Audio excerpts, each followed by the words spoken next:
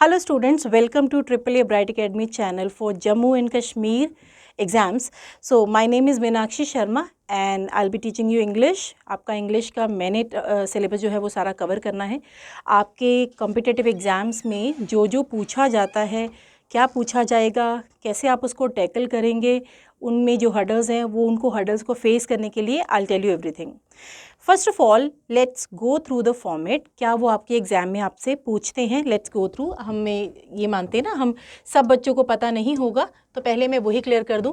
एक तो देखिए, आपको ग्रामर आनी चाहिए, है ना. ग्रामर आपको आनी चाहिए सबसे पहले तो, क्योंकि जो एरर के क्वेश्चंस होते हैं ज़्यादातर वो ग्रामर के वो आएंगे. आपको ग्रामेटिकल मिस्टेक ढूंढना होगा.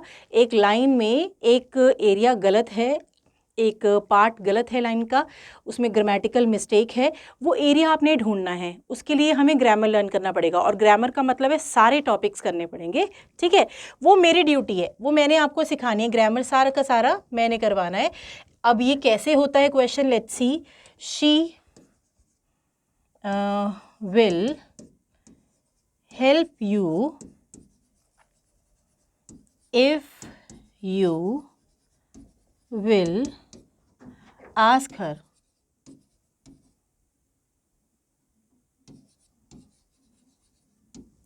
तो इस लाइन में हमने देखना है, जैसे मान लो मैं इस लाइन को स्लैश यानी कि एक सिंबल होता है उसकी सपोर्ट से डिवाइड कर दूं और लास्ट में एक और एरिया बना दूं नो एरर, और हर डिवाइडेड सेक्शन को एक नाम दे दूं A, B, C, D और लास्ट नो एरर. हमें इस लाइन में मिस्टेक ढूंढना है ना. हमें इस लाइन के अंदर ग्रामेटिकल मिस्टेक ढूंढना है. तो ये ढूंढने के लिए हमें ग्रामर लर्न करनी पड़ेगी. ग्रामर लर्न करने में मैं आपको हेल्प करूंगी. फिलहाल ये हर डिवाइडेड सेक्शन को देखना है, इसमें कोई गलती तो नहीं है, ग्रामेटिकल मिस्टेक तो नहीं है. जैसे कि अभी मैं आपको बता दूं, ये जो कंजंक्शन इफ़ है, कंजंक्शन इफ़ क्या है, दो लाइंस को जोड़ता है. इस कंजंक्शन की और क्या इंपॉर्टेंस है, ये अपने बाद फ्यूचर टेंस अनाउंस नहीं करता. तो इस लाइन में दो मिस्टेक है. एक तो ये फ्यूचर टेंस का विल नहीं आएगा. दूसरी बात है वर्ब में ईडी वैसे भी नहीं आ सकता, क्योंकि लाइन में विल लिखा है, लाइन प्रेजेंट टेंस में जा सकती है. फिर मैं बोलूँगी ये रूल है, ये ग्रामर है, और मैंने आपको यही सब चीज़ें लर्न करवा देनी है. फिर आप इस तरह के किसी भी एरर को ईजिली आराम से ढूंढ पाओगे. ठीक है, फिलहाल मैं बता दूं तो ये सेक्शन रॉन्ग हुआ. इसमें आंसर करेक्ट कैसे करेंगे, इसको आस्क. आपने करेक्शन नहीं करनी, वहाँ पर आपने ये एरिया डिक्लेयर कर देना कि डी में एरर है. और आप वो कैसे करोगे, जब हम आपको रूल सिखा देंगे, जब हम आपको सारी की सारी ग्रामर बता देंगे, उसके बाद you will be able to detect these errors. आप इन एरर्स को फाइंड आउट कर पाओगे. ठीक है, तो पहला कैटेगरी मैंने मिलवाया, ग्रामर आना चाहिए आपको. दूसरा कैटेगरी कौन है, रीडिंग कॉम्प्रीहेंशन.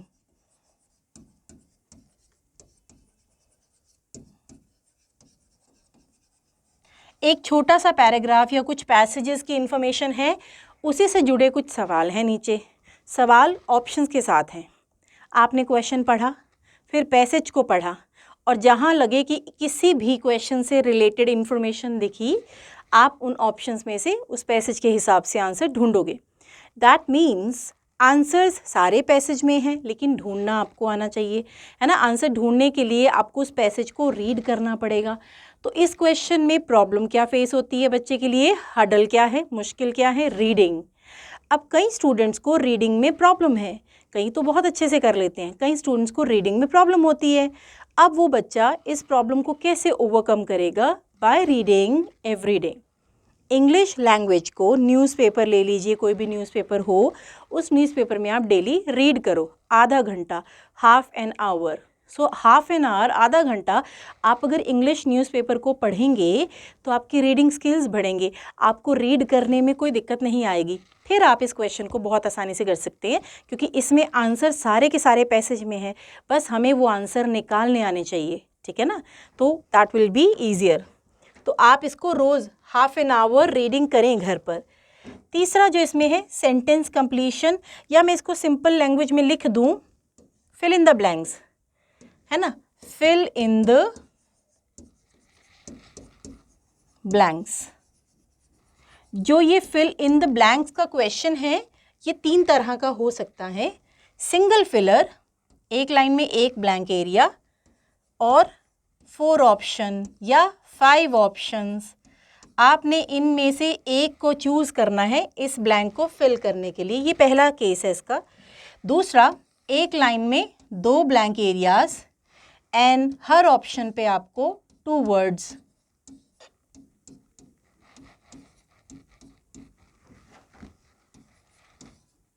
है ना? तो अब यहाँ पे ऐसा लगता है कि शायद ये मुश्किल हो गया। नहीं, ये उल्टा आसान हो गया। कई बार एक वर्ड से आपको जजमेंट नहीं होती, एक वर्ड आपको क्लैरिटी नहीं दे पा रहा होता, बट दूसरा वर्ड आपको बता देता है कि यही ऑप्शन जा सकता है। जब आप लर्न करेंगे तो हम उसमें प्रैक्टिस भी करेंगे ना, तो आप देखोगे कि जब आपको कई बार एक वर्ड से पता नहीं चले, लेकिन कई बार दूसरा वर्ड आपको वो चीज़ बता पाएगा। ठीक है, तो आप उस ऑप्शन को अपना आंसर मार्क कर देंगे। तो पहला कौन है? Single filler. दूसरा कौन है? Double filler. तीसरा क्लोज टेस्ट। क्लोज टेस्ट में एक छोटा सा पैसेज है, उसमें जगह जगह पर ब्लैंक स्पेस है।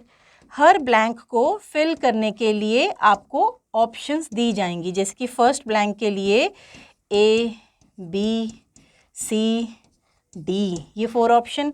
सेकंड ब्लैंक के लिए भी इसी तरह से 4 ऑप्शंस दी जाएंगी। ठीक है, आपने हर ब्लैंक को फिल करने के लिए उसके रिस्पेक्टिव 4 ऑप्शंस में से एक वैलिड ऑप्शन को चूज़ करना है। राइट, ये हुआ हमारा फिल इन द ब्लैंक्स या सेंटेंस कंप्लीशन क्वेश्चन। इसमें single filler, double filler, cloze test, तीनों में से कोई भी आपके पेपर में ज़रूर आएगा। अब लास्ट कैटेगरी कौन है इसके अंदर? लास्ट कैटेगरी है जम्बल्ड सेंटेंसेस या पैरा जम्बल भी बोल देते हैं।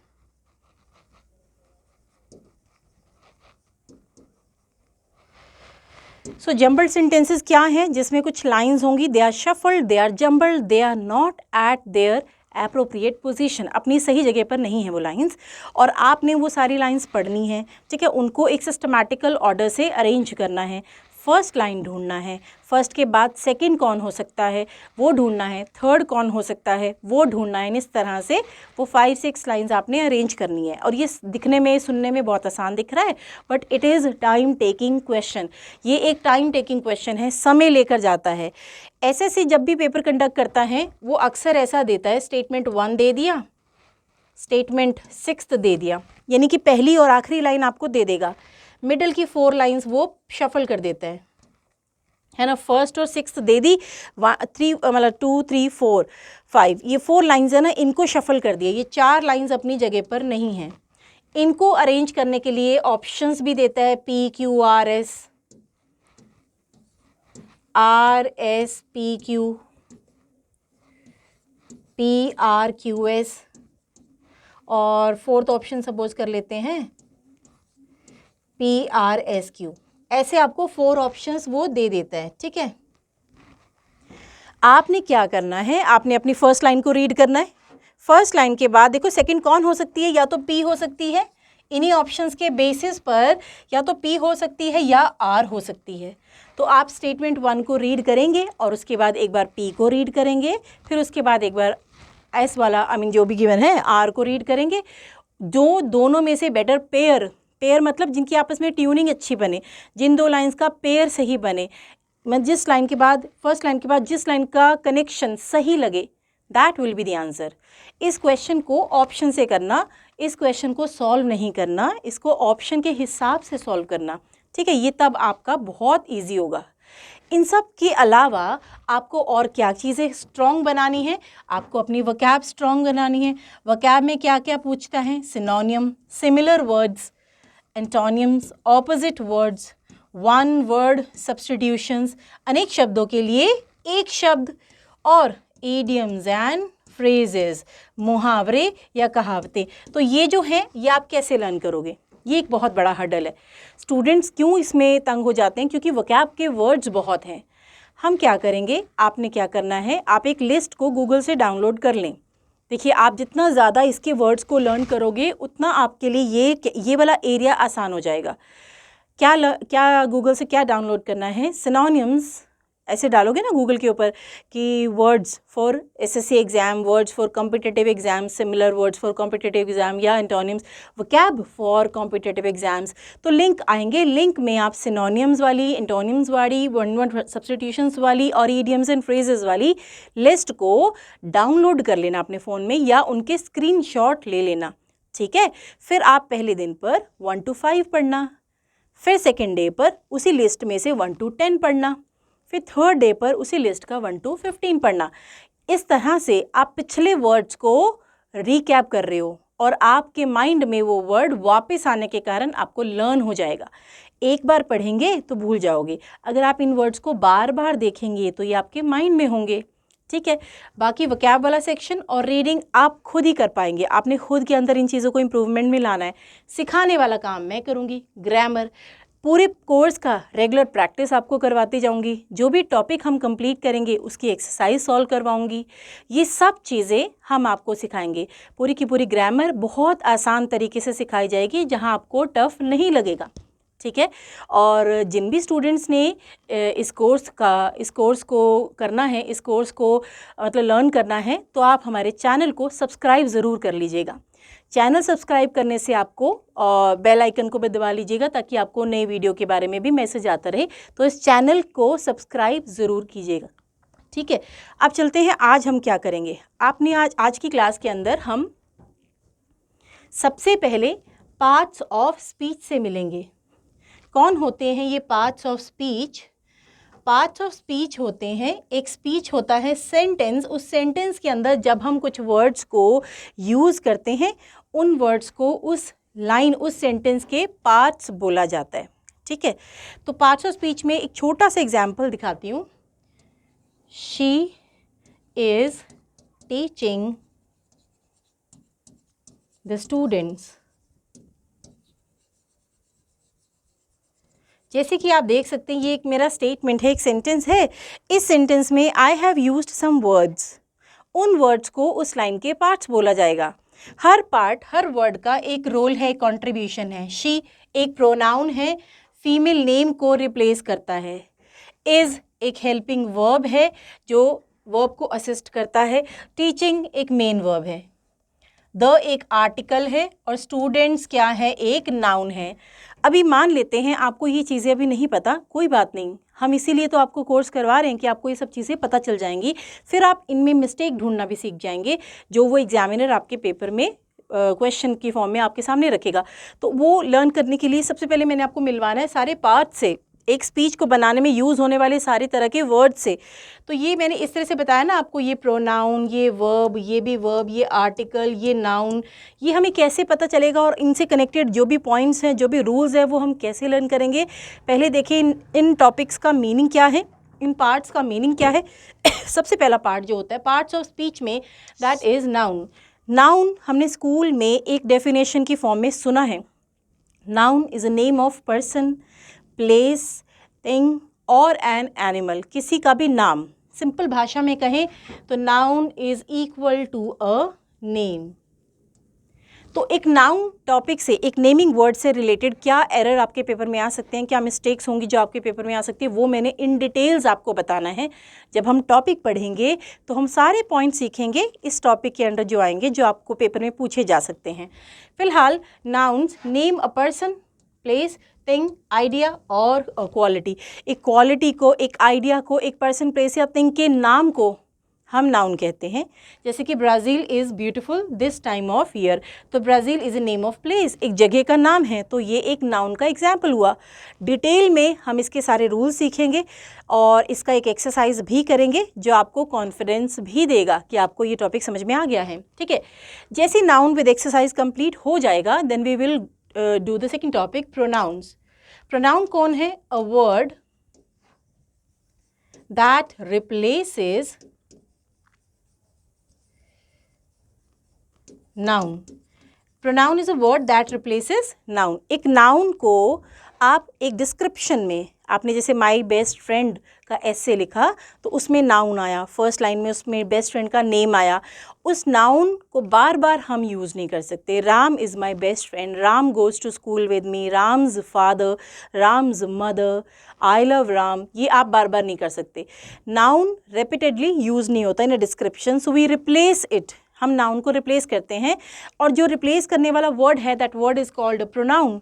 तो जब आप नाउन की जगह एक प्रोनाउन यूज़ करेंगे, आप ये ध्यान में रखेंगे उस नाउन का जेंडर क्या है, मेल और फीमेल, आप ये ध्यान में रखेंगे वो नाउन किस कैटेगरी से है, लिविंग और नॉन लिविंग, आप ये ध्यान रखेंगे वो नाउन सिंगुलर या प्लूरल किस केस से है, तो उसके अकॉर्डिंग उसको रिप्लेसमेंट मिलेगा, है ना। जैसे कि male person he his him, she her, female person के लिए नॉन लिविंग को हम इट बोलते हैं, और जब प्लूरल की बात करेंगे तो हम कहते हैं दे, देयर, देम, ठीक है। तो ये सब चीज़ें हम देखते हैं इन द टॉपिक प्रोनाउन, और इसके अलावा बहुत कुछ चीज़ें हैं जो प्रोनाउन के टॉपिक में आपके एग्जाम में आएंगी, तो वो हम सारा देखेंगे।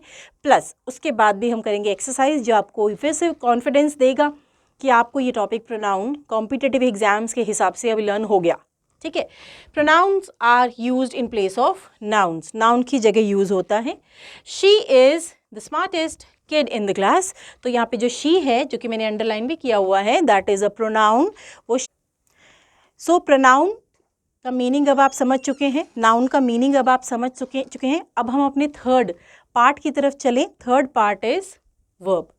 जैसे ही आप लोग वर्ब सुनते हैं तो वर्ब कौन होता है, एक एक्शन। हमारे हिसाब से वर्ब इज़ एन एक्शन, एक काम, एक क्रिया, यानी कि काम जब हम करते हैं उसको वर्ब बोलते हैं, एक्शन बोलते हैं। तो वर्ब्स एक्सप्रेस एक्शन और अ स्टेट ऑफ बीइंग, कि वर्ब एक एक्शन को डिक्लेयर करता है या कहीं पे कुछ होना या किस सिचुएशन में होना, ये डिक्लेयर करता है, तो वो वर्ब होता है। तो जब हम कहते हैं जेनिन लिव्स इन मिनिपोलिस, तो ये क्या है, वर्ब है लिव्स यहाँ पर। जब हम वर्ब लर्न करेंगे, जब मैं आपको वर्ब समझाऊंगी, वर्ब लर्न करवाऊंगी, तो मैं आपको ये 3 टॉपिक मिलवाऊंगी। पहला use of main verb, second होगा हमारा use of helping verb, and third topic will be use of modal verbs यानी मोडल्स। मेन वर्ब कौन है, एक्शन, जैसे कि गो, वेंट, गॉन, कम, केम, कम। इससे क्या हमें याद रखना है वो चीज़ें सीखेंगे हम इस टॉपिक में। और दूसरा टॉपिक जो मैंने बोला आपको हेल्पिंग वर्ब होगा, है ना, जो कि is, am, are, was, were, has, have, had, do, does, did, ये जो है हेल्पिंग वर्ब्स, इनके बारे में भी हम सीखेंगे।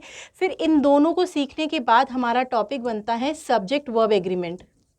बहुत इंपॉर्टेंट टॉपिक है सब्जेक्ट वर्ब एग्रीमेंट, ये हम सीखेंगे और इसकी भी पूरी एक्सरसाइज यहाँ पे सॉल्व करेंगे ताकि आपको ये समझ में आ जाए कि आपका ये टॉपिक अभी लर्न हो गया, ठीक है।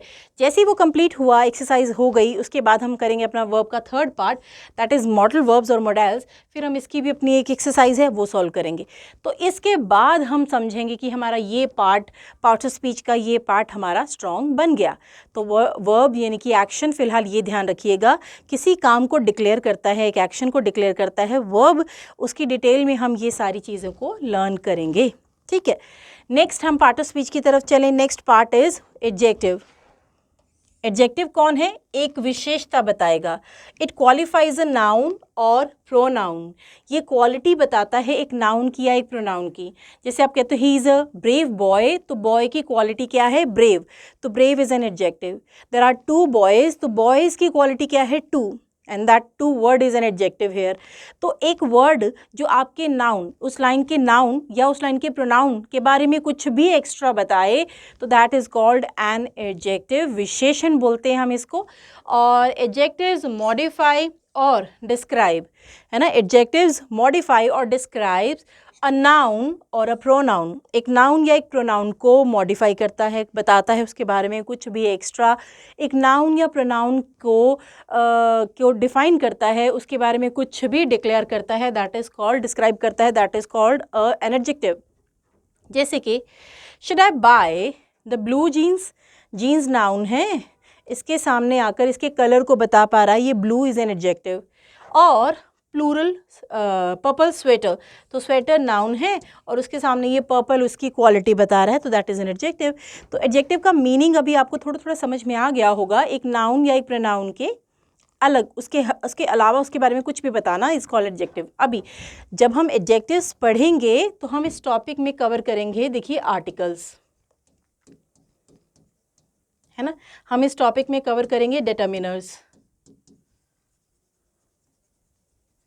हम इस टॉपिक में कवर करेंगे डिग्रीज। तो आर्टिकल्स आपको याद होगा ए एंड द, अगर आपने स्कूल में आर्टिकल्स पढ़े हैं तो याद होगा ए एंड द, उनको यूज़ करना सीखेंगे, ए कहाँ एन कहाँ और कब द लगाते हैं। और डिटर्मिनर्स होते हैं जैसे कि सम, मैनी, फ्यू, इस तरह के वर्ड्स होते हैं, ये डिटर्मिनर्स कहलाते हैं, इनका यूसेज क्लियर करेंगे। और डिग्रीज होती हैं जैसे कि गुड, बेटर, बेस्ट, बिग, बिगर, बिगेस्ट, ये होती है डिग्रीज ऑफ एडजेक्टिव। ये तीनों टॉपिक, इनकी अपनी अपनी एक्सरसाइज हम सॉल्व कर लें तब हम मान लेंगे कि हमारा एडजेक्टिव का टॉपिक कंप्लीट हुआ। तो पार्ट्स ऑफ स्पीच में हमने फर्स्ट पार्ट देखा noun, that is a naming word. Second part देखा pronoun, that is a word that replaces noun. Verb कौन होता है? एन एक्शन और स्टेट ऑफ बीइंग, कुछ भी काम में होना। और एडजेक्टिव कौन होता है? विशेषता बताता है, क्वालिटी ऑफ अ नाउन और अ प्रोनाउन बताता है। हम इसमें किसको लर्न करेंगे? आर्टिकल्स को, डिटर्मिनर्स को और डिग्रीज को। ठीक है, तो ये थे हमारे 4 पार्ट्स। अभी हम चलते हैं अपने नेक्स्ट पार्ट की तरफ, एंड दैट इज़ एडवर्ब। सो ये जो वर्ड है एडवर्ब, ये हमें, ये ज़्यादातर स्टूडेंट्स में कम पता होता है, स्टूडेंट्स को इसकी नॉलेज थोड़ी सी कम होती है। एडवर्ब एडिशनल इंफॉर्मेशन देता है ऑफ अ वर्ब, एक वर्ब की एक्स्ट्रा बारे में कुछ भी एक्स्ट्रा बताता है। डिग्री बताता है एक एडजेक्टिव की, डिग्री बताता है एक और एडवर्ब की। तो एडवर्ब मेनली क्वालिफाई करता है वर्ब को, लाइन के वर्ब को, वर्ब के बारे में कुछ भी एक्स्ट्रा बताता है। हिंदी में बोलते थे हम क्रिया विशेषण, ये वही टॉपिक है। तो एक्स्ट्रा बताएगा, कुछ भी ज़्यादा जानकारी देगा अबाउट द गिवन वर्ब। और एडजेक्टिव के बारे में उसका लेवल ऑफ डिग्री बताता है, एडवर्ब के बारे में भी उसके बारे में बताता है, that is called an adverb. तो एडवर्ब्स मॉडिफाई और describe a verb, an adjective और अनदर एडवर्ब और अ वर्ड ग्रुप। तो एक एडजेक्टिव को, एक एडवर्ब को, एक वर्ब को क्वालिफाई करता है लाइन का एक एडवर्ब। गिवन लाइन में Sara ran very quickly to school.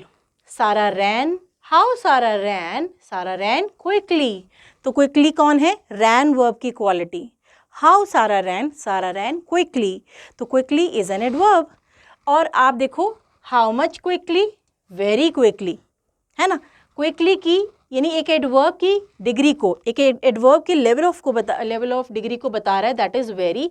जो भी कौन है लाइन में? एडवर्ब, क्योंकि एक एडवर्ब को भी क्वालिफाई करता है दूसरा एडवर्ब। डरना नहीं, ये डिटेल में आएगा और बहुत अच्छे से एक्सप्लेन करूँगी मैं आपको, फिर उसकी रिलेटेड एक्सरसाइज आपके सामने रखूँगी, तो आपको वो सारा, है ना, अच्छे से क्लैरिटी होगी। ठीक है, सो अब चलते हैं नेक्स्ट की तरफ। नेक्स्ट होता है preposition. Preposition, a word that links a noun और अ प्रोनाउन, एक नाउन या एक प्रोनाउन को लिंक करता है। So preposition are used to indicate relationships, often spatial, जगह से जुड़ा, between nouns and pronouns, noun pronoun के बीच में जो रिलेशनशिप है उसको बताता है। They indicate how one noun और नाउन फ्रेज और pronoun relates to the another. इतना टफ लैंग्वेज में भी लिखा हुआ है, आसान बताऊं? प्रेपोजिशन एक नाउन या एक प्रोनाउन को लाइन के बाकी शब्दों के साथ में रिलेशन में ले आता है। जैसे कि the books are lying on the table, तो ऑन बता रहा है बुक्स कहाँ पर हैं? टेबल के सरफेस के ऊपर। Shoes are lying under the table, तो ये अंडर बता रहा है, प्रेपोजिशन अंडर है, वो बता रहा है कि शूज़ कहाँ हैं?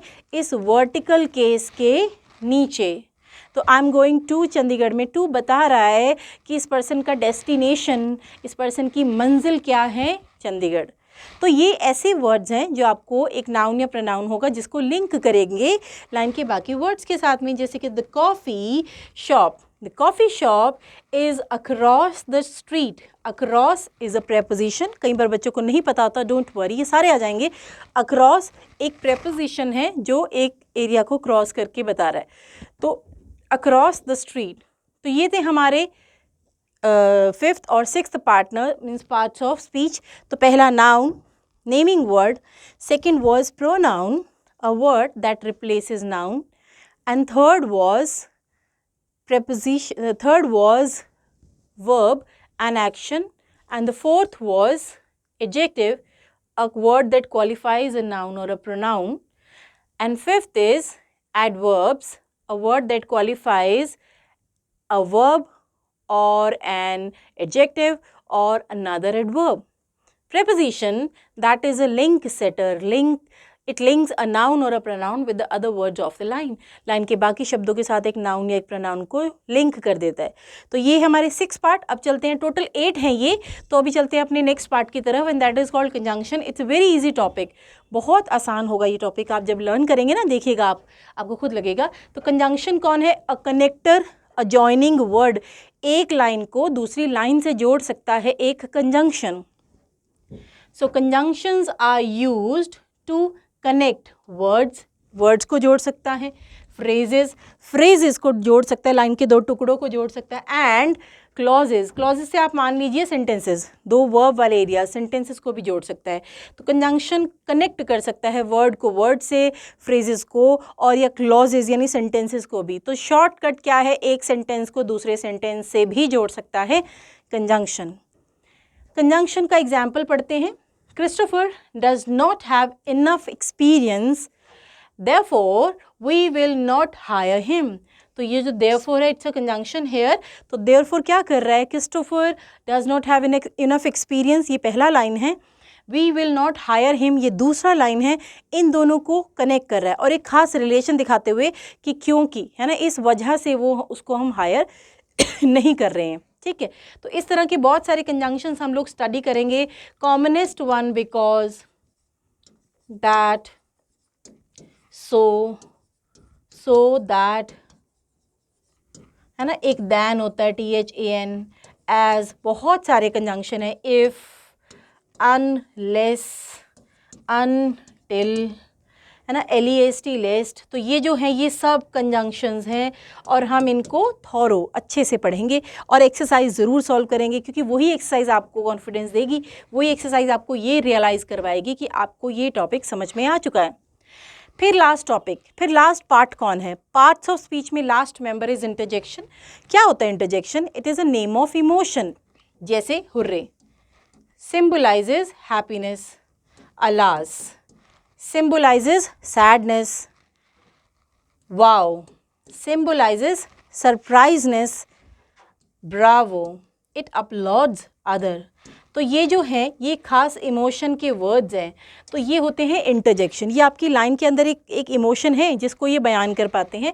So interjections are words used as exclamations to show feelings, feelings को शो करता है ये word. Hurray we won the game, तो इस वॉन होने पर, विनिंग सिचुएशन के टाइम पर, विनिंग टाइमिंग पर हम ये बोलते हैं हुर्रे। दुखद लाइन होगी तो उसमें आ जाएगा अल्लास, किसी को अपलॉड करेंगे, किसी की सराहना तारीफ़ करेंगे तो उसमें आ जाएगा ब्रावो। तो ये हुआ इंटरजेक्शन। ये हमारे एग्ज़ाम में इतना नहीं आता, हाँ नरेशन में आता है। SSC जो भी पेपर कंडक्ट करता है उसमें नरेशन आता है। डायरेक्ट स्पीच को हम इनडायरेक्ट स्पीच में बनाते हैं तो उसमें ये हुर्रे, अल्लास, ब्रावो, वाओ इस तरह के वर्ड्स दिखते हैं और मैं आपको इनको डील करना तब सिखा दूँगी, है ना, उस टाइम पर इनको डील करना मैं आपको सिखा दूँगी। तो ये हमारे 8 मेंबर्स हैं। इन 8 मेंबर्स के अलावा what we are going to learn, हम टेंस सीखेंगे। टेंस कौन होता है? Timing, past, present, future. इन 3 तरह की सिचुएशन में हम लाइंस को कैसे कंपोज करेंगे ये बताता है। वॉइस, एक एक्टिव और एक पैसिव। एक्टिव और पैसिव कंपोज करना सीखेंगे। अगर आपका SSC कोई भी पेपर है SSC के अंडर तो ये 100% आते हैं, है ना। SSC जब भी पेपर कंडक्ट करते हैं उसमें ये आते हैं। तो एक्टिव पैसिव सीखेंगे, वॉइस सीखेंगे, और नरेशन, डायरेक्ट स्पीच को इनडायरेक्ट बनाना जिसमें वो इंटरजेक्शन भी यूज़ होगा, है ना। डायरेक्ट स्पीच को इनडायरेक्ट स्पीच में कन्वर्ट करना इज़ नरेशन। ये 3 भी हमारे टॉपिक हम कवर करेंगे। सो हमने आज क्या सीखा? हमने सिर्फ पार्ट्स ऑफ स्पीच सीखा, हमने इनके मीनिंग सीखे, हमने इन टॉपिक्स के बारे में डिटेल स्टडी करना है इन आर नेक्स्ट क्लासेस। आज की इस क्लास में इतना ही करेंगे। और अगर आपको ये क्लासेस से फ़ायदा होगा, है ना, और जो मुझे लगता है जो लर्नर अच्छा है तो उसको बेनिफिट ज़रूर होगा और आप ज़रूर इसको सब्सक्राइब करना चाहेंगे, तो प्लीज़ सब्सक्राइब कीजिएगा हमारे चैनल को और तब आप ये सारी क्लासेस अटेंड कर पाएंगे। That is all for today and thank you and have a wonderful day.